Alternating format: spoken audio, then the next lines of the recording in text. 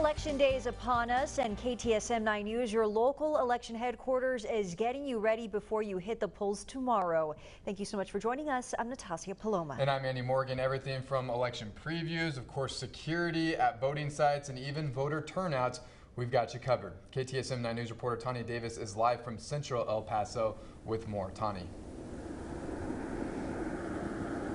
Andy, Natasha, after a small surge of voters on the last day of early voting on Friday, the county is expecting even larger numbers of last-minute voters tomorrow.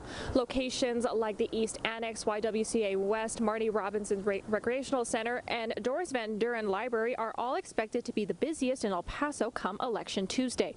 With that large expected number comes the concern that the county does not have enough staff at their polling sites to handle it.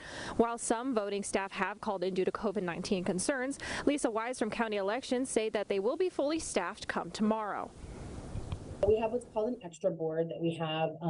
The parties appoint the poll workers for these elections, and so they work really hard to get as many people as they can, and then we kind of fill in the holes if needed. So far I think we're okay. It seems like we've still got enough people and enough to send even extras if we need to at some of the busy sites.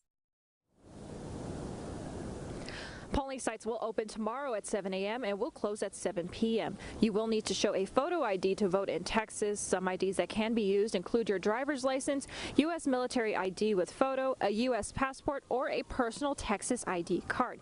And if you are a registered voter in El Paso, you will be able to vote at any of the polling sites across the city. Live from Central El Paso, Tani Davis, KTSM 9 News. Thank you, Tani. Now, taking a look at the total number of ballots cast during the 12 days of early voting. A little more than 20% of registered El Pasoans casting their ballots, compared to over 30% in the same period of early voting in 2018. Again, Election Day is tomorrow, and we're going to be bringing you complete coverage during our early and late newscasts. For more information on voting locations, candidates, and much more, visit KTSM.com.